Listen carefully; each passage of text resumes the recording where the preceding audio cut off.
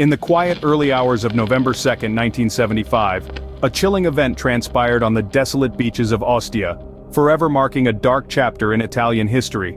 Pier Paolo Pasolini, an iconic figure in Italian culture, was more than just a man. He was a revered film director, a provocative writer, and a critical intellectual.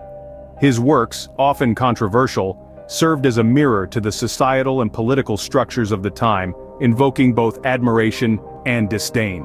His life was as captivating as his art, filled with profound insights and bold stances. But it was on that fateful night in November, his life took a turn for the tragic. Pasolini was last seen leaving a cafe in Rome, his usual jovial self, unaware of the impending doom.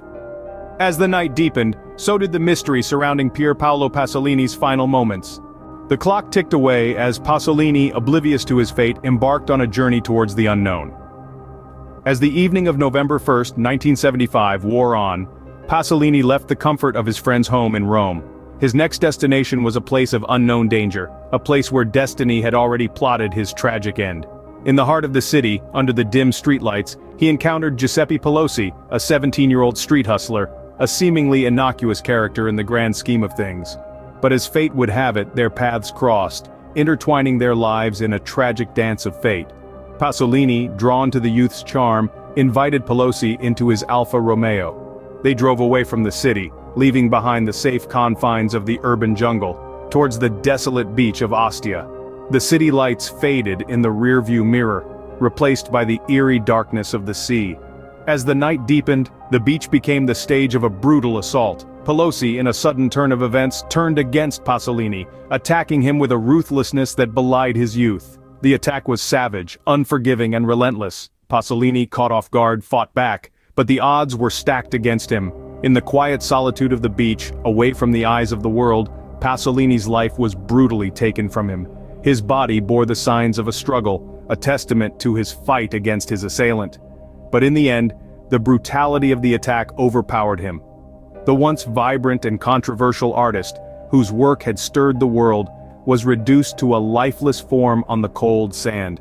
His voice, forever silenced, his stories left untold.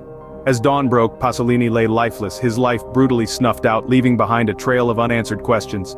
In the aftermath of the crime, the truth proved as elusive as the morning mist.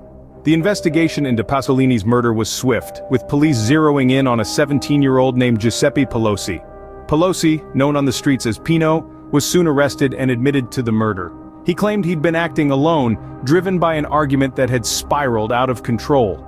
But as the case unfolded, his confession was riddled with inconsistencies, raising more questions than it answered.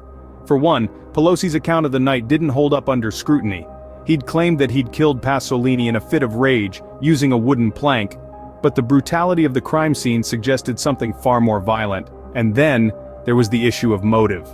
Pasolini, an outspoken critic of the establishment, had made a number of powerful enemies. Could one of them have been behind the attack? As investigators delved deeper, they discovered a web of contradictions. Pelosi was hardly a reliable witness. His statements fluctuated, and he seemed to be hiding something. Some believed that he was a scapegoat, a convenient pawn in a larger game. Over the years, theories have swirled about a possible conspiracy. Pasolini was a controversial figure, a vocal critic of the government and the church. Had his outspoken views made him a target? The speculation was fueled by Pelosi himself when, in 2005, he retracted his confession, claiming that he had been forced to take the blame. He spoke of shadowy figures, of threats and intimidation, but without concrete evidence, his claims remained just that, claims. Nearly half a century later, the murder of Pier Paolo Pasolini remains shrouded in mystery, a haunting testament to the man and the enigma he left behind. The truth, it seems, may be as complex and multifaceted as Pasolini himself, a puzzle that continues to confound and intrigue to this day. In the end, the murder of Pier Paolo Pasolini is more than just a crime.